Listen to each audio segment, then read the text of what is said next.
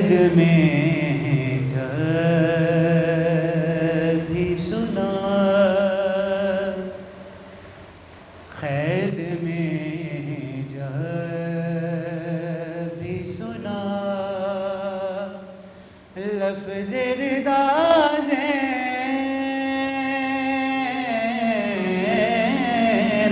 نے، قید میں جب بھی سنا، لفظ ردا زینب نے، تم کو عباس بہت یاد کیا زینب نے، قید میں جب بھی سنا، لفظ ردا زینب نے، ہائے عباس کہاں دیر تلک روتی رہی، ہائے عباس کہاں دیر تلک روتی رہی،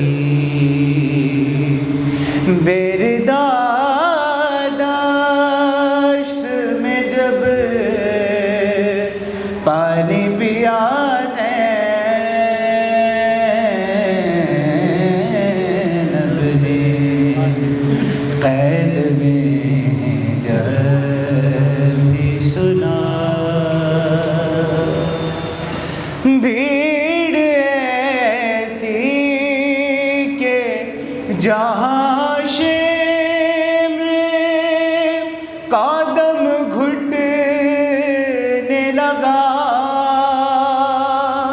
بھیڑ ایسی کہ جہاں شمر قدم گھٹنے لگا، کس طرح بیردا کس طرح خود بادیا زینب نے، قید میں جب بھی سنا، لفظ ردا زینب نے، تم کو عباس بہت یاد کیا زینب نے، قید میں جب بھی سنا، لفظ ردا زینب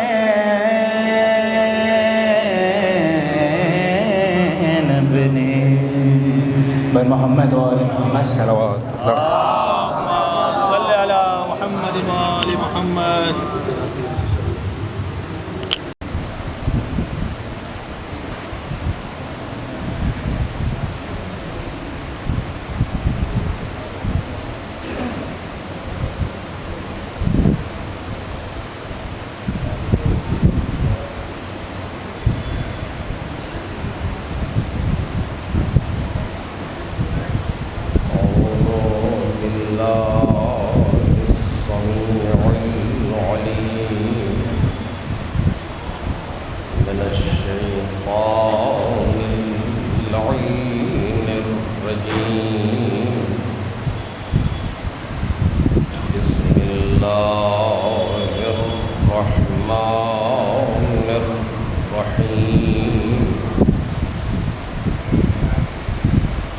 الحمد لله الذي لم يتخذ ولدا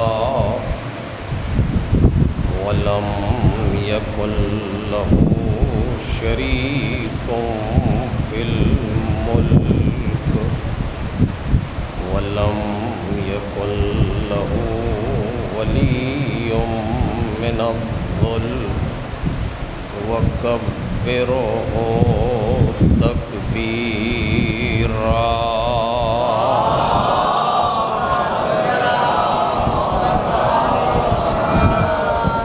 والصلاة والسلام والتحية والإكرام على أمينه وحبيبه وخيرته من خلقه وحافظ سره ومبلغ رسالاته العبد المرتضى والنبي المجتبى والرسول المصطفى وآله الأطيبين الأطهرين الأكرمين المعصومين المظلومين الذين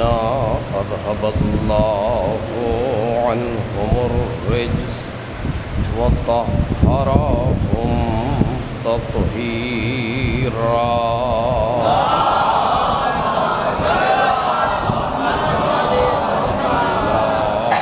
سيما ابن الزهراء بقية الله وآيته الكبرى واللعنة الأبدية على أعدائهم أجمعين أما بعد فقد قال الله الكريم في الذكر الحكيم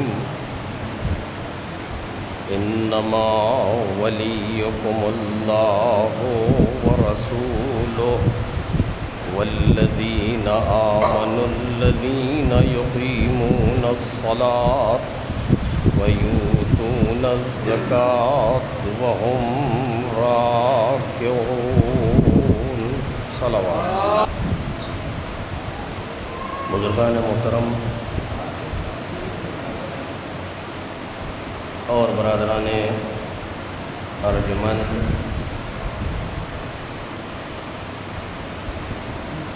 سورہ مبارکہ مائدہ کی ایک مشہور و معروف آیہ کریمہ ہے کہ جس سے گفتگو کا آغاز ہو رہا ہے۔ ارشاد جناب باری ہے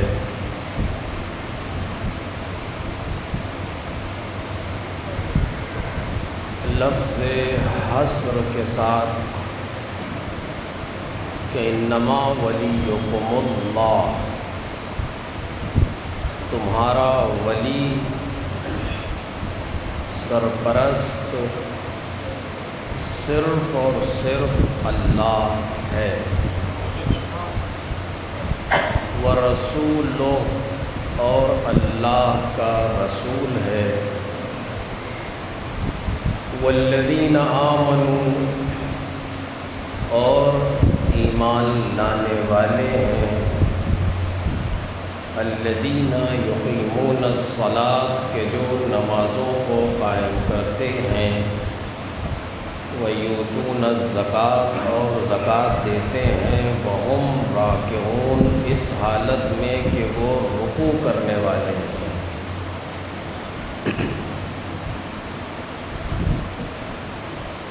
اس آیہ کریمہ کے توسط سے اس عشر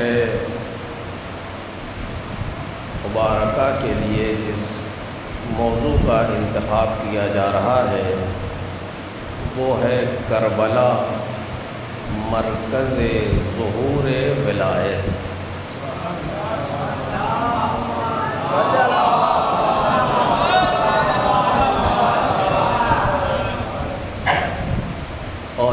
انشاءاللہ اسی موضوع پر یہ چند روز آپ سے گفتگو رہے گی۔ آج چونکہ مجلس کافی تاخیر سے شروع ہو رہی ہے،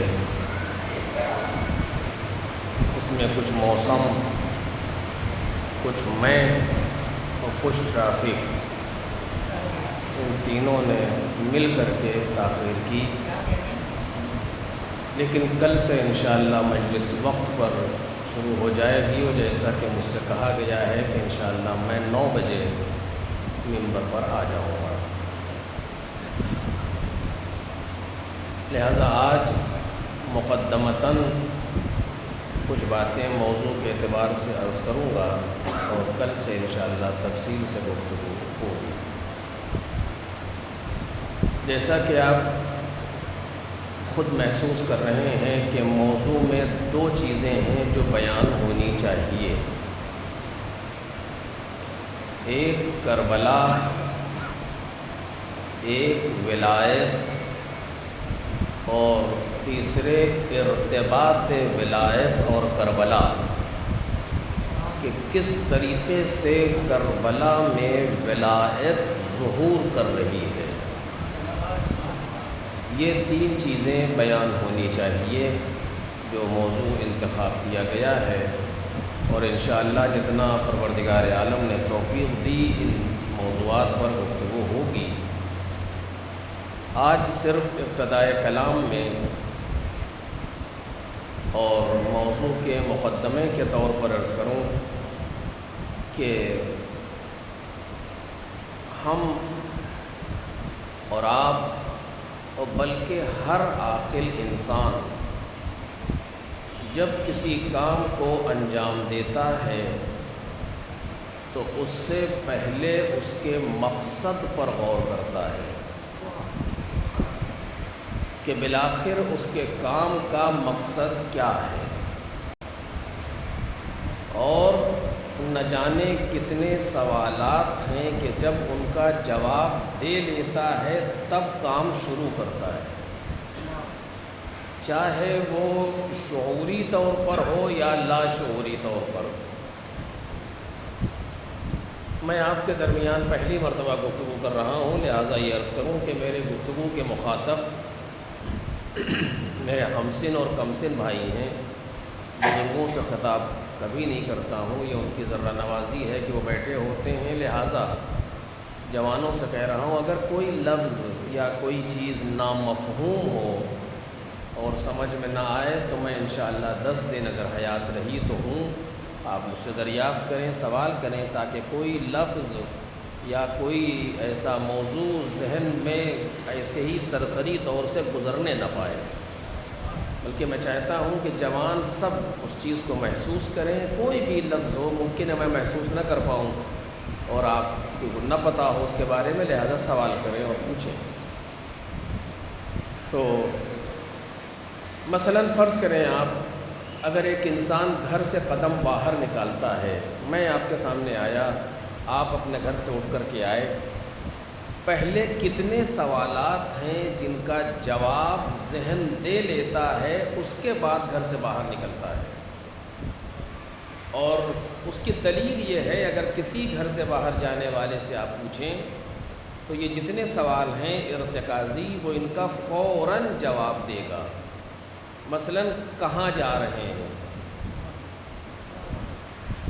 کیوں جا رہے ہیں، کس کے ساتھ جا رہے ہیں، کس راستے سے جا رہے ہیں، کس وسیلے سے جا رہے ہیں، یہ سارے سوال وہ ہیں، ذہن جواب دینے کے بعد آپ ان سوالوں کے جواب دے لیتے ہیں، تب گھر سے باہر نکلتے ہیں۔ اور دلیل یہ ہے کہ آپ کسی گھر سے باہر نکلنے والے سے پوچھئے کہاں جا رہے ہو، تو وہ سوچے گا نہیں کہاں جا رہے ہیں، بلکہ فوراً بتائے گا فلاں جگہ جا رہے ہیں۔ کیوں جا رہے ہو، کہ مجلس میں جا رہے ہیں۔ کس کے ساتھ جا رہے ہو، کہ فلاں کے ساتھ جا رہے ہیں، یا مثلاً اکیلے جا رہے ہیں۔ کس چیز سے جا رہے ہو، کہ پیدل جا رہے ہیں۔ اس کے معنی یہ ہے کہ یہ سارے سوالوں کے جواب اس نے دے لیے اور ذہن میں جواب آمادہ ہیں، اس کے بعد قدم باہر نکال رہا ہے۔ یعنی انسان اپنے ایک قدم کو نہیں اٹھاتا جب تک مقصد معین نہ ہو جائے۔ ایک قدم نہیں اٹھاتا. یہ بالکل درست کہہ رہا ہوں آپ سے. جب تک اس کا مقصد نہ معین ہو جائے اور جب تک وہ ان سوالوں کے جواب نہ دے لے. اور اسی طریقے سے جتنا اس کا کام اہم ہوتا ہے، جتنا مقصد اہم ہوتا ہے، اسی اعتبار سے وہ اس مقصد کے بارے میں سوچتا ہے، اس مقصد کے بارے میں فکر کرتا ہے، اور اس کے بعد اسی طریقے سے اس مقصد کے لیے آمادگی کرتا ہے. آپ گھر سے نکلے مجلس میں آنے کے لیے، تھوڑی سی دور گھر ہے، 5 منٹ کی واک ہے، چلے آئے، کوئی مشکل نہیں ہے. لیکن اگر آپ کو کسی دوسرے شہر جانا ہوتا تو اس اعتبار سے تیاری کرتے. اگر کسی دوسرے ملک جانا ہوتا تو اس اعتبار سے تیاری کرتے. ابھی آپ آئے ہیں مثلا گھنٹہ 1.5 گھنٹے کے لیے تو اس اعتبار سے آئے ہیں. اگر 3-4 گھنٹے کے لیے جانا ہوتا تو اس اعتبار سے تیاری کرتے. غرض کہ جس طریقے سے انسان کا سفر ہوتا ہے اور جس طریقے کا مقصد ہوتا ہے، اسی اعتبار سے آمادگی ہوتی ہے. اسی اعتبار سے انسان ساری چیزوں کو سوچتا ہے. ایک انسان ہے جو سفر کر رہا ہے اور ایسا سفر کر رہا ہے کہ اس کے جیسا سفر نہ اس سے پہلے کسی نے کیا ہے نہ اس کے بعد کوئی کرے گا. تاریخ بشریت کا واحد سفر ایک انسان کر رہا ہے، اور اتنا اہم ہے یہ سفر کہ جس کی اہمیت پر جتنی گفتگو کی جائے کم ہے. توجہ کریں آپ، جتنی آپ گفتگو کریں اس سفر کی اہمیت پر کم ہے.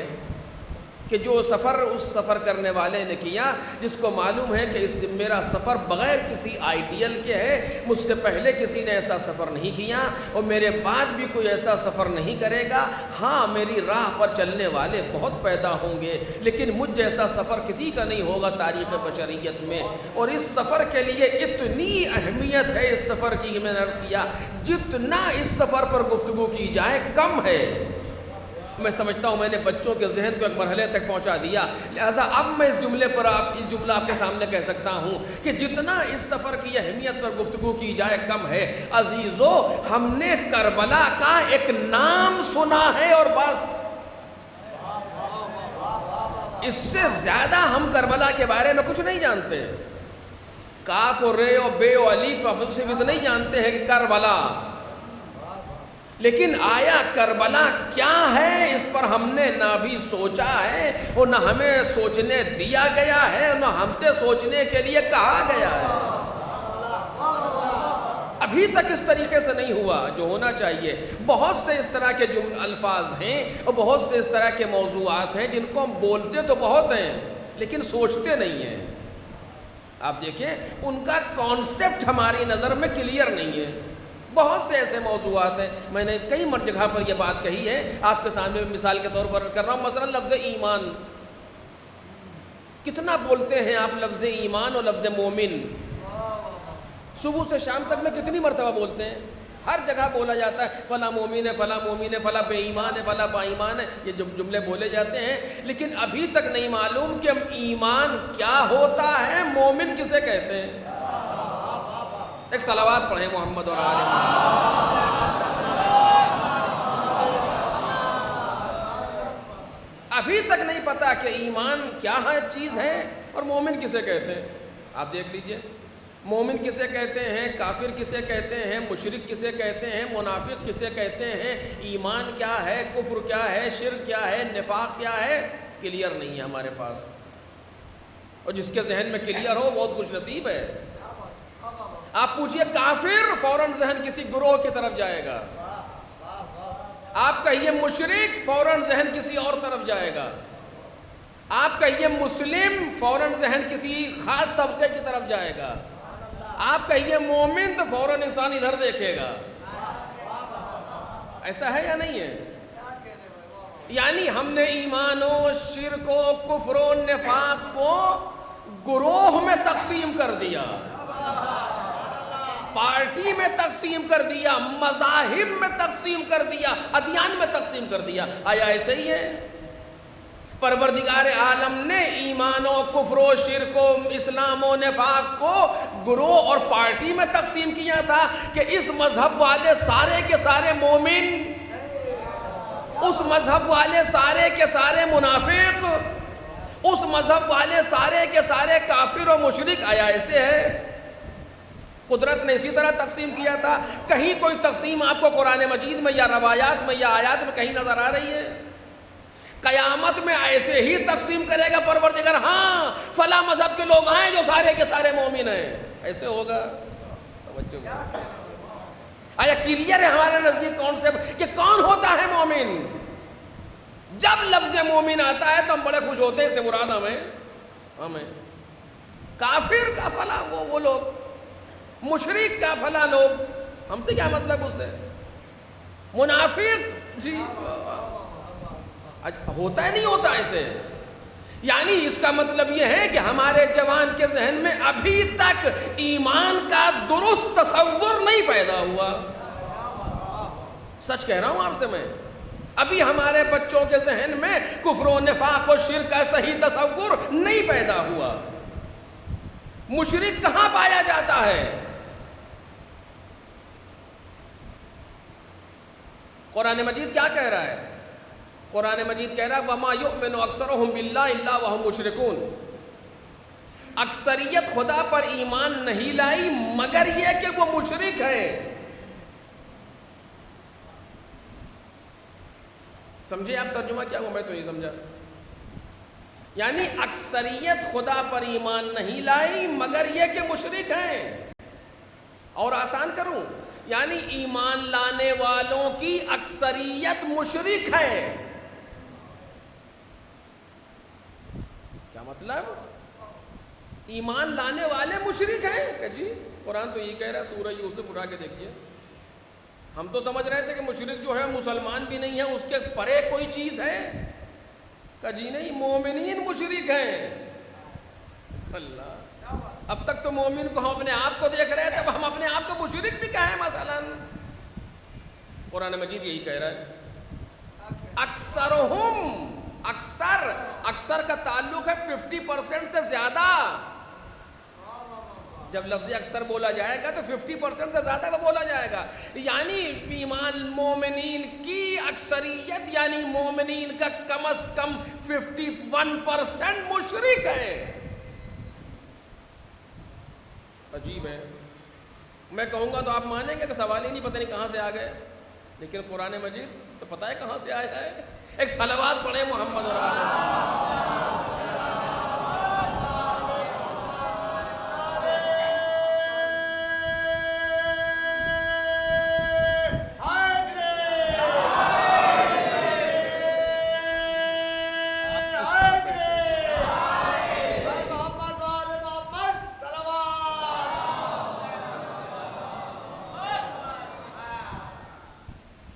وَمَا يُؤْمِنُ أَكْثَرُهُمْ بِاللَّهِ إِلَّا وَهُمْ مُشْرِكُونَ، مومنین کی اکثریت مشرک ہے۔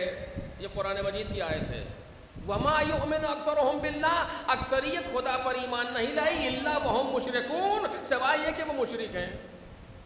یعنی ایمان لانے والوں کی اکثریت 51% مشرک۔ ایمان لانے والے کون؟ مثلا ہم اور آپ، یعنی ہمارے اور آپ میں 51% مشرک ہیں، مانیں گے آپ؟ مثلا اگر کیسے کہوں آپ کے سامنے، فرض کر لیجئے یہ مجمع بیٹھا ہوا ہے، اس میں 51% مشرک ہیں، کیسے مان لیں؟ تو ہم نہ مانیں، لیکن قرآن تو کہہ رہا ہے اکثریت۔ اس کے معنی یہ ہے کہ قرآن جس شرک پر گفتگو کر رہا ہے وہ اور ہے، ہمارے نظر میں جو شرک کا کانسیپٹ ہے وہ اور ہے۔ توجہ کیجئے، البتہ قرآن مجید یہ شرک جلی کی بات نہیں کر رہا، شرک خفی کی بات کر رہا ہے۔ شرک خفی پر گفتگو ہو رہی ہے، الا وہم مشرکون۔ اب یہاں تک بات آ گئی ہے، میں بغیر اس کو تھوڑا سا بیان کیا آگے نہیں بڑھنا چاہتا تاکہ بات مکمل ہو جائے۔ فرض کیجئے میں نماز پڑھا رہا ہوں خدا نخواستہ، اور نماز میں آپ جانتے ہیں کہ ایک چیز ہوتی ہے، اسے کہتے ہیں چین پولنگ۔ جیسے ٹرین میں چین پولنگ ہوتی ہے نا، اسی طرح نماز میں چین پولنگ ہوتی ہے۔ وہ کون سی چیز ہے؟ یا اللہ۔ اس یا اللہ کا مطلب یہ ہے کہ رکے رہیے۔ امام جماعت رکوع میں ہے، کوئی صاحب خود لیٹ آئے، اس بیچارے کو روک رہے، یا اللہ۔ پورا مجمع بوڑھے بوڑھے لوگ رکوع میں جھکے ہوئے ہیں، آپ نے کہہ دیا یا اللہ، انہوں نے کہا یہ کہاں سے مصیبت آئی؟ امام جماعت کا حکم کیا ہے؟ امام جماعت کا حکم ہے جو ذکر کہتے ہو اس کو ایک بار اور کہو بس، پھر اگر کوئی آیا ہے تو اس کی اپنی مشکل ہے، تمہیں حق نہیں ہے اس سے زیادہ رکنے کا۔ اگر مثلا ایک مرتبہ کہتے ہو سبحان ربی العظیم و بحمدہ، تو 2 مرتبہ کہہ دو سبحان ربی العظیم و بحمدہ ہی سبحان ربی العظیم و بحمدہ، اس کے بعد اٹھ جاؤ، کوئی آیا ہوگا۔ یہ جو پہلے سے جھکے ہوئے ہیں ان کی مشکل کیا ہے بیچاروں کی، ان کی خطا کیا ہے؟ ایک صلوات پڑھے محمد اور آل محمد۔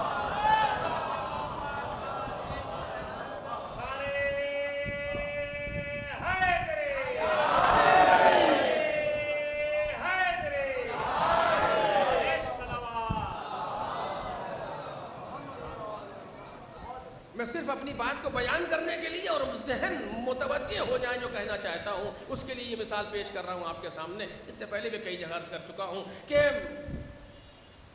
یا اللہ، اب امام جماعت مثلا میں تھا اور کسی نے کہہ دیا یا اللہ، میں نے سمجھ لیا، ان کی آواز سے پہچان لیا کہ یہ فلاں مولانا صاحب ہیں۔ توجہ فرمائی آپ نے، آواز سے پہچان گیا کہ یہ فلاں مولانا صاحب ہیں، اور آپ ان کو سنانے کے لیے کہ وہ یہ سمجھ لیں کہ میری قرأت و تجوید کتنی اچھی ہے، میں نے کہا سبحان ربی العظیم و بحمدہ۔ توجہ کریں آپ، جب جیسے ہی کہا سبحان ربی العظیم و بحمدہ، کیا ہوا؟ کچھ نہیں ہوا، صرف نماز باطل ہو گئی۔ ایک صلوات پڑھیں نا محمد اور آل محمد۔ آپ کسی مرجع سے مسئلہ پوچھیں نماز باطل ہے، کہ جیسے ہی، چونکہ یہ ایک اتنا ایسا معجون ہے کہ تکبیرۃ الاحرام سے سلام تک صرف خدا کے لیے ہونا چاہیے، اگر اس کا کوئی ایک جز بھی کسی غیر خدا کے لیے ہوا پورا باطل، بالکل ایسے جیسے کوئی قبلے سے رخ موڑ دے، اپنا قبلے سے رخ موڑ دے۔ اگر ہم نے ان کو سنانے کی نیت سے ایک مرتبہ زیادہ کہہ دیا سبحان ربی العظیم و بحمدہ، نماز باطل ہے۔ باطل ہے یعنی تکلف نہیں ہے، پھر سے پڑھیے، واجب ادا نہیں ہوگا۔ اگر کوئی پڑھتا رہ جائے تو واجب ادا نہیں ہوگا، پھر سے پڑھیے، نماز باطل ہو گئی۔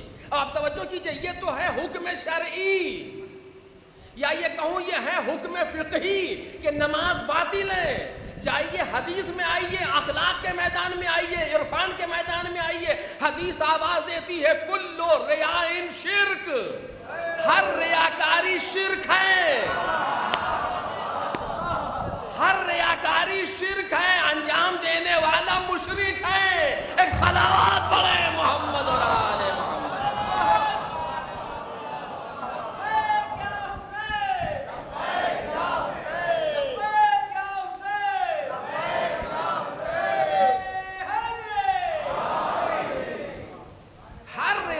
شرک ہے اور انجام دینے والا مشرک ہے۔ اب اس طرح کے صبح سے شام تک کتنے شرک ہیں جو مجھ جیسے بنام مومن انجام دے رہے ہیں، کتنے شرک ہیں جو ہم جیسے لوگ انجام دے رہے ہیں۔ اگر آپ نہ ہوتے تو میرا بیٹا مر جاتا، شرک ہے۔ اگر آپ نہ ہوتے تو مجھے روزی نہ ملتی، شرک ہے۔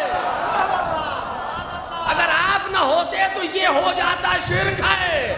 دنیا کسی کے ہونے نہ ہونے سے نہیں چل رہی، کتنے آئے چلے گئے، وہ ایک ہے جو پوری کائنات کو کنٹرول کر رہا ہے۔ ایک صلوات پڑھ دے محمد اور آل محمد۔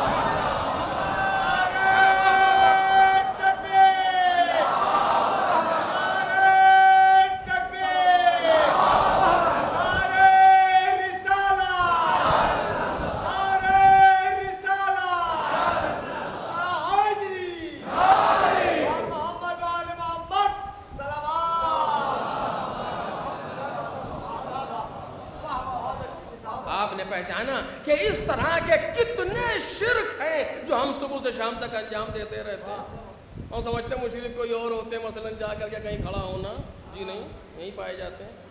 ہم میں اور آپ میں. اسی کو قرآن مجید آواز دے رہا ہے وَمَا يُؤْمِنُ أَكْثَرُهُم بِاللَّهِ إِلَّا وَهُم مُشْرِكُونَ. شرک و کفر و منافق کی مثال دوں. منافق کے سینگ تھوڑی نکل آتی ہے کہ آپ پہچان لیں فلاں منافق ہے. منافق کسے کہتے ہیں؟ منافق کے معنی ہوتے ہیں دل میں کچھ زبان پہ کچھ. میں نہیں کہہ رہا ہوں، قرآن کہہ رہا ہے، لیکن ابھی وقت نہیں کہ میں آیت پڑھوں. سورہ منافقون کی پہلی آیت پڑھیے، بات واضح ہو جائے گی. دل میں کچھ زبان پہ کچھ. میں یہاں آیا اور آپ کو دیکھا، بڑا مومن آدمی، میرا کچھ لالچ تھی آپ سے، اور کہا کیا کہنا، آپ جیسا ایمان تو پورے، آپ جیسا انسان تو پورے مٹیا برج میں پایا ہی نہیں جاتا.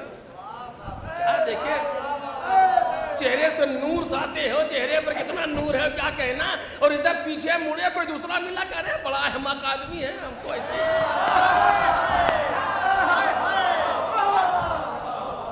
بڑا احمق انسان ہے. کہ کچھ دیر پہلے تو اتنا مومن و نورانی تھا، کیسے اتنی جلدی بے وقوف و احمق ہو گیا. کہ ہم تو یوں ہی کہہ رہے تھے. یوں ہی نہیں، وہ کچھ بھی صحیح، ہم منافق ہو گئے.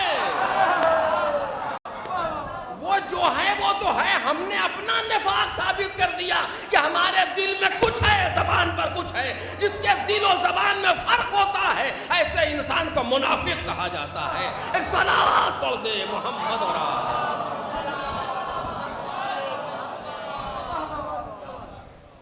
دیکھ رہے ہیں. یہ ہے، ہم سمجھ رہے ہیں کہ منافق یعنی کسی فرقے کا نام ہے، مشرک یعنی کسی مذہب کا نام ہے، یا مسلمان یعنی کسی دین کا. ایسا کچھ نہیں ہے، بلکہ یہ نفس کی کیفیت کا نام ہے. وقت نہیں ہے، وہ موضوع نہیں ہے، ورنہ میں عرض کرتا آپ کے سامنے یہ سارے عناوین نفسانی کیفیات کا نام ہے. کیف نفسانی ہے. نفس کسی ایک لمحے میں مومن ہوتا ہے، کسی دوسرے لمحے میں منافق بن جاتا ہے، تیسرے لمحے میں مسلم ہوتا ہے، چوتھے لمحے میں کافر ہو جاتا ہے. ایک صلوات پڑھ دے محمد اور یہ ہمیں محسوس کرنا چاہیے. میں نے اسی لیے عرض کیا کہ یہ وہ الفاظ ہیں، وہ مفاہیم ہیں کہ جس کو ہمارے یہاں سمجھا نہیں کیا گیا باقاعدہ. ہم سمجھتے ہیں یوں ہی ہے، بس مومن کہہ دیا بات تمام ہو گیا. ایسا نہیں ہے. اگر آپ بیٹھ کر کے نکالیں کہ مثلاً آج 10 صفر 1444 میں کتنے پرسنٹ ہم دن بھر میں مومن رہے، کتنے پرسنٹ منافق رہے، نکال لیجئے، بیٹھ کر کے نکال لیجئے. یہی محاسبہ ہے، یہی کمال انسانی ہے، یہی ہدایت ہے، یہی سب کچھ ہے. بیٹھ کے پرسنٹیج نکال لیجئے. آپ نہ نکالیں، یہ بیٹھے نکال رہے ہیں، یہ پرسنٹیج نکال رہے ہیں، اور یہی پرسنٹیج جمع ہو کر کے ماسٹر کمپیوٹر میں پہنچتے ہیں امام زمان سلام اللہ علیہ کے بعد، اور پھر وہی جا کر قیامت میں فوراً فیصلہ ہوگا اتنے پرسنٹ مومن تھے، اتنے پرسنٹ منافق تھے. بات تمام ہو گئی. ایک صلوات پڑھیں محمد اور آل محمد. تو میں نے اس لفظ کو صرف بیان کیا تاکہ ہم محسوس کر سکیں کہ ہم کہنا کیا چاہتے ہیں اور بیان کیا کرنا چاہتے ہیں. جس طریقے سے ایمان و شرک و کفر و نفاق ہمارے یہاں غیر واضح ہیں ابھی تک، اسی طریقے سے کربلا غیر واضح ہے. میں پوری ذمہ داری سے گفتگو کر رہا ہوں آپ کے سامنے. کربلا غیر واضح ہے ابھی تک ہمارے سامنے. اتنی آسان نہیں ہے کربلا جس کو ہم اتنی آسانی سے سمجھ سکے. فعل معصوم ہے، فعل معصوم ہے. ادراک فعل معصوم مذاق نہیں ہے. ایک صلوات پڑھے نا محمد اور آل محمد.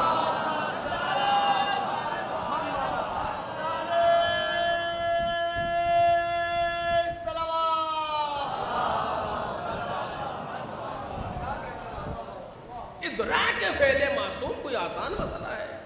اور میں صرف یہاں پر جلدی سے، میں نے کہا کہ آج کی گفتگو مقدمتاً ہوگی تاکہ باتیں ہمیں بعد میں کہنے میں آسانی ہو جائے. ادراک فعل معصوم، دیکھیے معصوم یعنی یہی 14. البتہ معصوم کتنے ہیں؟ 14. خوب، اس کے معنی جناب آدم غیر معصوم ہے، جناب ابراہیم غیر معصوم ہے.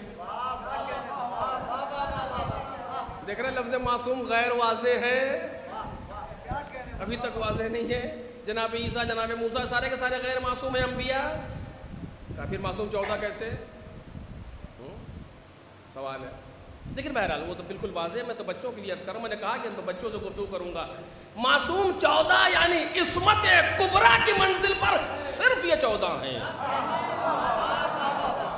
ان کے مقابلے میں سارے غیر معصوم ہیں، ان کے مقابلے میں ان جیسا دنیا میں کوئی نہیں ہے، صرف 14 ہے۔ جب اس کیٹیگری پر لائیں گے تو کوئی معصوم نہیں آئے گا ان جیسا معصوم۔ اس کے علاوہ سارے انبیاء معصوم ہیں، 1,23,999۔ جناب زینب سلام اللہ علیہا، جناب عباس سلام اللہ علیہ، جناب علی اکبر سلام اللہ علیہ، جناب معصومہ سلام اللہ علیہا، یہ ساری معصوم شخصیات ہیں، اس میں کوئی حرف نہیں ہے، مبالغہ نہیں کر رہا ہوں، حقیقت ہے جو بیان کر رہا ہوں۔ یہ ساری معصوم شخصیتیں ہیں، لیکن ویسے معصوم نہیں ہے جیسے یہ 14۔ ایک صلوات پڑھے محمد اور آل محمد۔ معصوم 14 ان کی گفتگو کر رہا ہوں۔ فعل معصوم، فعل یعنی جو یہ کام انجام دیتے ہیں، قول معصوم جو یہ کہتے ہیں، فعل معصوم اور قول معصوم دونوں لا محدود لا فانی۔ دیکھیے ہم اور آپ جو کچھ کہتے ہیں وہ محدود ہے، تو ہم نے ایک بات کہی، اس کی تاریخ مصرف 10 سال ہے، اس کی بعد میں وہ ایکسپائر ہو جاتی ہے، کیونکہ وہ پتہ نہیں جب غلط ہو گئی، کچھ نئی چیز سامنے آ گئی، وہ ادھر سے ادھر ہو گئی۔ ایسا ہوتا یا نہیں ہوتا؟ کسی نے پتہ نہیں کون کون سے واد سب ختم ہو گئے، آج ڈاروین واد ہو، کون واد ہو، کون واد، آج کچھ نہیں چل رہا سب۔ کسی نے مثلا موبائل بنایا تھا، کتنا اس اپنے زمانے میں اپڈیٹ اور کتنا زیادہ سب کچھ، لیکن آج وہ آ کر کے اسے کوئی لینے پہ تیار نہیں ہے، کہتے چھوڑیے کہاں کی بات کریں، اسمارٹ فون ہمیں چاہیے۔ دیکھ رہے ہیں آپ، پہلے چل رہا تھا کمپیوٹر، چل رہا تھا پینٹیم 2 پینٹیم 3 پینٹیم 5، کتنا خوش ہوتے تھے، آج کوئی چھونے پہ تیار نہیں ہوتا، کہتا کیسی باتیں کر رہے ہیں آپ، لیپ ٹاپ لائیے، اور یہاں پہ لیپ ٹاپ سے زیادہ موبائل۔ ہو رہا ہے کہ نہیں ہو رہا؟ یعنی ہماری گفتگو، ہمارے فعل کی تاریخ مصرف ختم ہوتی ہے، اس کی ایکسپائری ڈیٹ آتی ہے، اس کے بعد اسے کوئی نہ چھونے پہ تیار ہے، نہ پڑھنے پہ تیار ہے، نہ سننے پہ تیار ہے۔ لیکن اگر معصوم بول دے تو اس کی ایکسپائری ڈیٹ نہیں ہے۔ توجہ کریں، جتنا زمانہ آگے بڑھے گا معصوم کا قول اس سے اور آگے جائے گا۔ ایک صلوات پڑھے محمد اور آل محمد۔ قول معصوم لامحدود ہے، جو انہوں نے اس وقت کہہ دیا جب ترقی کے نام پر آج کے اعتبار سے کچھ نہیں تھا، زیرو تھے۔ آج کی جو ترقی ہمارے سامنے موجود ہے، اور جس زمانے میں معصوم جی رہے تھے، معصوم نے جو گفتگو کی کس سن تک کی؟ وہ 260 ہجری تک کی، اس کے بعد سے غیبت ہے، لوگوں کا رابطہ ختم ہو گیا۔ 260 ہجری، آج کیا ہے 1444 ہجری، 1200 سال ہو گئے ان کی آخری گفتگو کو۔ 1200 سال پہلے زمانہ کہاں تھا؟ 50 سال پہلے کا زمانہ آپ قیاس نہیں کر سکتے۔ 50 سال پہلے پوسٹ کارڈ لکھے جاتے تھے انتردیشی، اس پہ خط لکھا جاتا تھا۔ آج کیا ہے؟ کسی بچے سے کہیے آؤ میں تمہیں خط لکھنا سکھاؤں گا، کہ چلیے، لگتا ہے کہ کچھ ذرا سا کہیں پر مشکل پیدا ہوئی۔ آج کوئی خط وط نہیں لکھتا ہے، آج اس طرح لکھا جاتا ہے سب، اور آج لمحوں میں سوال ہو رہا ہے، لمحوں میں جواب آ رہا ہے۔ پہلے اگر مثلا ہمیں ہندوستان سے کوئی کتاب اردو میں منگانا ہوتی تھی تو کوئی جائے پھر لائے، آج 1 منٹ میں PDF یہاں سے وہاں چل رہی ہے، آ رہی ہے، جا رہی ہے، ہزاروں صفحے لمحوں میں ٹرانسفر ہو رہے ہیں۔ یہ ترقی ہے، آج 50 سال پہلے سے مقایسہ نہیں کر سکتے چیبر سے معصوم کے زمانے سے۔ وہاں کیا تھا ترقی کے نام پر؟ کچھ نہیں، اونٹ پہ چلنے والے لوگ، گھوڑوں پہ چلنے والے لوگ۔ معصوم اگر بولیں گے تو کتنا بولیں گے اس زمانے میں، کیا کہیں گے مثلا؟ لیکن اس زمانے میں انہوں نے جو کہہ دیا، اس وقت کے لوگوں نے بھی سمجھا۔ یہ عجیب معجزہ ہے، اس وقت کے لوگوں نے بھی سمجھا، اور اس وقت کے لوگوں کو بھی سمجھ میں نہیں آ رہا۔ یہ عجیب بات ہے، اس وقت کا انسان سمجھ رہا تھا، اور آج کا ترقی یافتہ انسان جتنی ترقی اس میں دکھتا چلا جاتا ہے اتنی بہت سی باتیں ابھی سمجھ میں نہیں آ رہی کیا کہا ہے ان لوگوں نے۔ ایک صلوات پڑھے محمد اور آل محمد۔ ایک وقت آئے گا جب مشرق میں بیٹھا انسان مغرب میں بیٹھے انسان کو دیکھے گا بھی، اس کی آواز بھی سنے گا۔ تو اس زمانے میں لوگ سوچتے تھے ہم تو پہاڑ پہ جا کر کے سن نہ پائے کہ نبی کیا کہہ رہے ہیں، یہ مشرق سے مغرب کی بات سنا رہے ہیں۔ آج سمجھ میں آ رہا ہے کہ اس کہنے والے نے کیا کہا تھا۔ ہاں 1400 برس لگے ان کی بات تک پہنچنے میں، یہ ایک ہے اور آسان ہے، اور نہ جانے کتنی ایسی گفتگو کی ہے معصومین نے جو ابھی تک سمجھ میں نہیں آ رہی کہ کیا کہہ رہے ہیں۔ تو معصوم کے قول کی کوئی ایکسپائری ڈیٹ نہیں ہے، زمانے سے آگے چلتا ہے ان کا کہا ہوا۔ خوب یہ ہے قول معصوم۔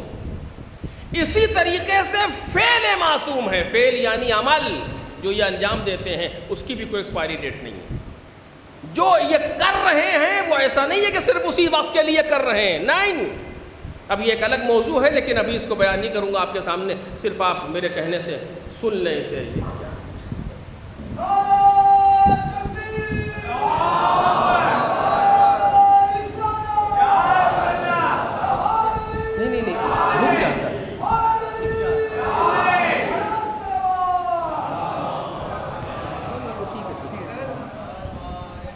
ایک اور صلوات محمد اور آل۔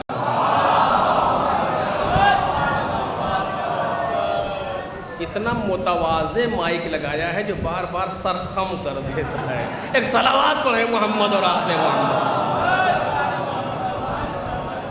وہ بیچارہ تواضع کر رہا ہے اور ہمیں اچھا نہیں لگ رہا، جی وہ زمانہ اسی طرح کا ہو گیا۔ بالآخر تو معصوم جو عمل انجام دیتے ہیں، وقت نہیں ہے میں آپ کے سامنے گزارش کروں، جو عمل انجام دیتے ہیں وہ بھی ختم نہیں ہوتا، اس کی بھی کوئی ایکسپائری ڈیٹ نہیں ہے، بلکہ ان کا کیا ہوا اسی طریقے سے جا رہا ہے، اور آج تک انسان اس پر گفتگو کر رہا ہے کہ معصوم نے یہ کام کیوں انجام دیا تھا۔ توجہ کریں آپ، ہم اور آپ نہیں سوچ رہے، الگ موضوع ہے، لیکن سوچنے والے سوچ رہے ہیں، ان کی ذرا ذرا سی بات کو سوچ رہے ہیں۔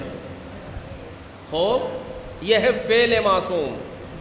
فعل معصوم، ایک عمل بھی کوئی انجام دیا ہو معصوم نے، زمانے کے اعتبار سے محدود نہیں، مکان کے اعتبار سے محدود نہیں، زمان و مکان سے ماورا ہوتا ہے معصوم کا کیا ہوا بھی اور معصوم کا کہا ہوا بھی۔ اب آپ سوچئے ایسا فعل جو 3 معصوم کے سامنے انجام پا رہا ہو، اس کی کیفیت کیسی ہوگی؟ 3 معصوم امام کے سامنے وہ فعل انجام پا رہا ہو، کتنا اہم ہوگا وہ مسئلہ۔ کون سا میدان ہے وہ؟ کربلا۔ 3 معصوم ہیں جو کربلا کے اندر موجود ہے، 3 معصوم 14 معصومین میں سے 3 امام جو کربلا کے اندر موجود ہیں، اور پوری کربلا کی حفاظت کر رہے ہیں یہ تینوں۔ خود سرکار سید الشہداء حضرت امام حسین سلام اللہ علیہ،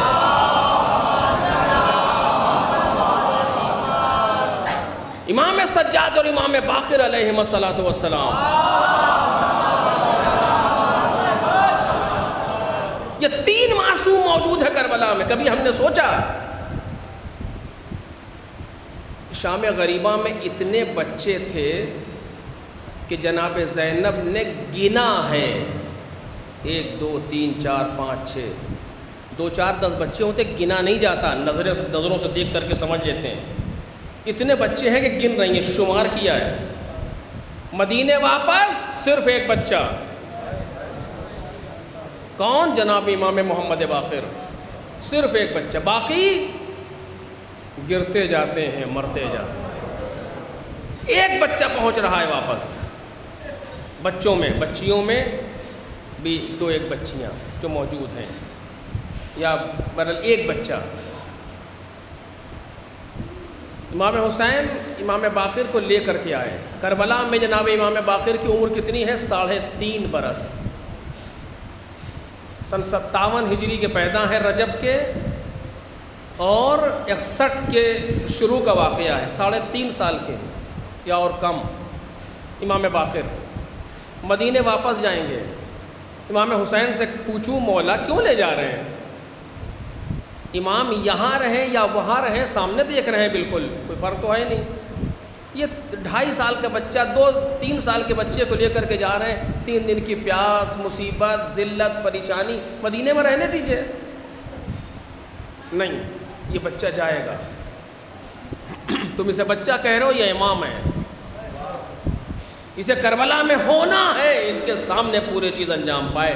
کیوں؟ توجہ کیجئے، امام باقر کی شہادت 114 ہجری، کربلا کا واقعہ سن 61 ہجری، نصف صدی سے زیادہ 50 سال سے زیادہ معصوم امام کربلا کا راوی ہے، کربلا کو بیان کر رہا ہے، سن کے نہیں، تحمل کر کے۔ اگر مدینے سے نہ آئے ہوتے تو لوگ یہی کہتے جو باپ نے سنا دیا اس کو بیان کر رہے ہیں۔ نہیں، یہ بچہ جائے گا، پیاسا بھی رہے گا، بھوکا بھی رہے گا، ساری مشکلات کو برداشت کرے گا، زنجیر میں باندھا جائے گا۔ جس رسی میں 22 سال کا باپ بندھا ہے، اسی رسی میں 3.5 برس کا بچہ بندھا ہے۔ دیکھ رہے ہیں آپ، اسی رسی میں 3.5 برس کا بچہ بندھا ہے۔ اگر باپ سیدھا کھڑا ہو تو اس کی گردن گھٹنے لگے، اور اگر سر جھکائیں تو توق کے خار گلے میں پیوست ہو جائے، اس کیفیت میں۔ مگر یہ بچہ جائے گا کربلا سے کوفہ، کوفے سے شام، شام سے پھر کربلا، کربلا سے پھر مدینے، اور اس کے بعد 50 سال سے زیادہ رہ کر کے دنیا میں کربلا کے واقعے کو بیان کرے گا۔ کون سا واقعہ آپ کے پاس ہے جس کے لیے اتنا اہتمام کیا گیا ہو؟ یہ ہے کربلا۔ تو یہ کربلا کا ظاہر ہے جو عرض کر رہا ہوں۔ 35 سال تک 2 معصوم امام کربلا کو بیان کریں گے، چوتھے امام اور 5ویں امام، اور پھر اس کے بعد 15 سال سے زیادہ، 35 سال کے بعد 15 سال اور مزید امام باقر بیان کریں گے۔ یہ اہتمام ہے پروردگار کی طرف سے۔ کیوں؟ کربلا خود معصوم کا فعل کہ جو لامحدود ہوتا ہے اس کو سمجھنا آسان ہے، اور پھر ایسا فعل کہ جس پر میں کل عرض کروں گا آپ کے سامنے، جس پر سب کچھ دار و مدار ہے ساری چیزوں کا، اس کو سمجھنا کتنا مشکل ہوگا۔ ہم نے کہا کربلا کا صرف ہم نے الفاظ سنے ہیں، کاف رے بے لام الف، میں کیا معلوم کربلا کیا چیز ہے۔ وہ ضروری ہے، اب وہ وقت آ چکا ہے دنیا میں کہ ہم اپنے بچوں کو کربلا سمجھائیں۔ اور یہ نہیں کہا جا سکتا کہ کربلا سمجھنے کی چیز نہیں ہے، نہیں، کربلا سمجھنے کی چیز ہے۔ چونکہ جب کسی چیز کو انسان جتنا سمجھتا جائے گا اتنا اس پر متاثر ہوگا۔ جب بے سوچے سمجھے ہمارا جوان اس طریقے سے رو رہا ہوگا تو جب سمجھ کے آنسو بہائے گا تو کیا کیفیت ہوگی۔ اگر کربلا ہماری سمجھ میں آ جائے تو برداشت کرنا مشکل ہے۔ کربلا سمجھ کے انسان کربلا سے دور نہیں ہوگا اور کربلا سے قریب ہوگا۔ ہم لوگ مسائل سنتے سنتے اتنا عادی ہو گئے ہیں کہ ہمیں اس کا اندازہ نہیں ہوتا۔ ایک مرجع وقت بیٹھے ہوئے غالباً آغا ابو الحسن اصفہانی، اور ایک خطیب ممبر پر مجلس پڑھ رہا تھا، مسائل پڑھ رہا تھا خطیب، اس نے ایک جملہ کہا تو آغا نے کہا خاموش، اب آگے نہ بڑھنا، رکو۔ وہ سمجھا کہ میں نے کوئی غلط بات پڑھ دی، گھوم کر کے دیکھا سرکار کچھ غلط کا، تو پتہ ہے تم نے کیا کہا؟ معلوم ہے تم نے کیا کہا؟ رکو، پہلے ہمیں رو لینے دو، ہم اس جملے کا حق تو ادا کر پائیں پھر آگے بڑھنا۔ جملہ کیا تھا؟ دخلت زینب علی ابن زیاد، دخلت زینب علی ابن زیاد، کہ جناب زینب ابن زیاد کے دربار میں داخل ہوئی۔ تمہیں پتا ہے کہ تم نے کیا کہا؟ ارے کہاں مقدس دربار. یہ بات کب سمجھ میں آئے گی؟ جب ہم کربلا کو سمجھیں اور وارثان کربلا کو سمجھیں. جبکہ جناب زینب جیسی شخصیت کو سمجھنے کے لیے معصوم ہونا ضروری ہے. غیر معصوم جناب زینب و جناب عباس و جناب علی اکبر جیسی شخصیات کو سمجھ ہی نہیں سکتا. مگر جتنا انسان میں صلاحیت ہے اتنا تو محسوس کرے. بس میرے عزیزوں، میں نے تمام کر دی گفتگو. یہ وہ زمانہ ہے جب حسین ابن علی اپنا کارنامہ پیش کر کے سو گئے، اور اب اہل حرم ہیں جو کشاں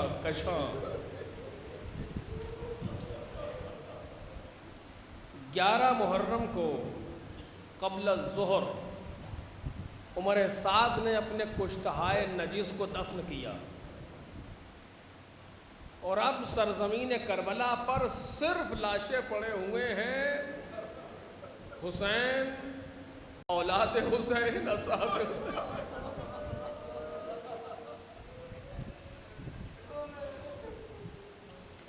جب زیارت عاشورہ میں یہ فقرہ آتا ہے نا، السلام علی الحسین وعلی علی ابن الحسین وعلی اولاد الحسین وعلی اصحاب الحسین، تو اسے لگتا ہے کربلا کو وہ منظر سامنے آ گیا. بعد الظہر کربلا سے یہ قافلہ کوفے کے لیے چلا. بعد از عشاء یہ قافلہ کوفے پر پہنچ گیا، کوفے کی حد پہ. ابن زیاد کی طرف سے یہ ہدایت آئی، یہ نامہ بر آیا کہ کوفے میں داخل نہ ہونا، بلکہ انتظار کرو کہ دن آ جائے، بازار لگ جائے، دکانیں کھل جائیں، لوگ جمع ہو جائیں، تب کوفے میں وارد ہونا. دیکھ رہے ہیں آپ کیا ہے یہ کوئی معمولی مسئلہ ہے.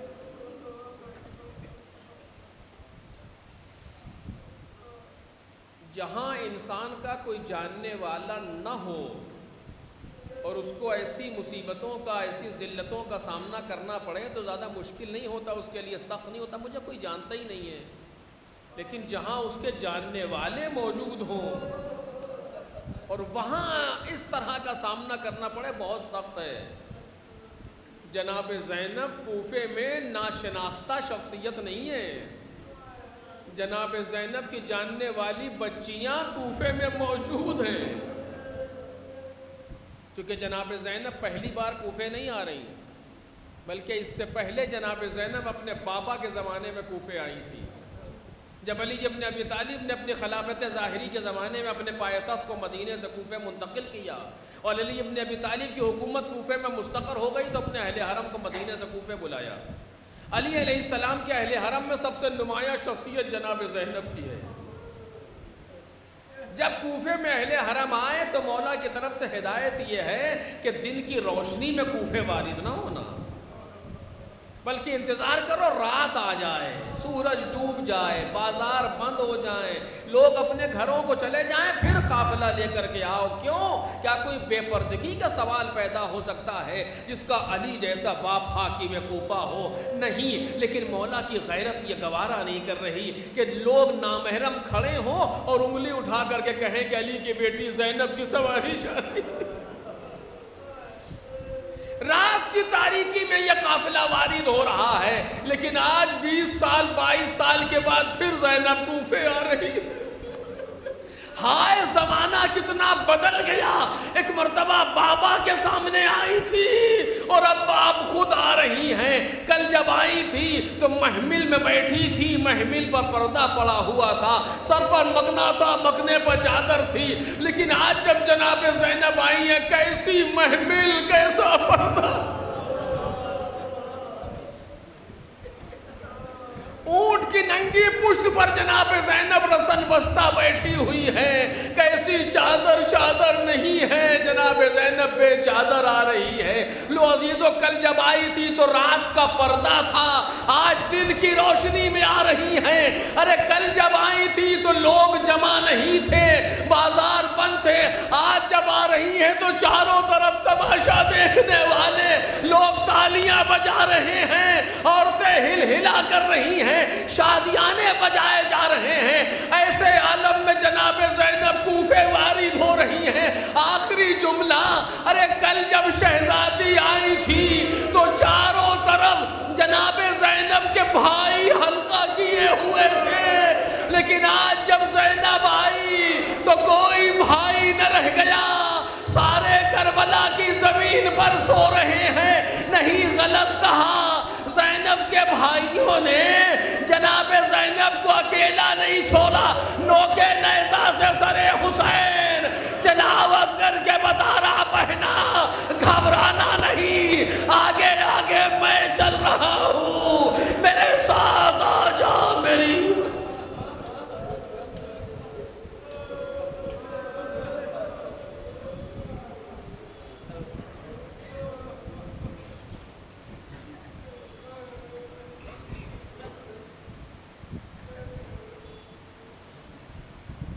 سيعلم الذين ظلموا أي منقلب ينقلبون ألا لعنة الله على القوم الظالمين إنا لله وإنا إليه راجعون إلهي رضا بقضائك وتسليما لأمرك لا معبود سواك يا غياث المستغيثين یا راحم المساکین یا ملجأ العاصین یا ارحم الراحمین ماتم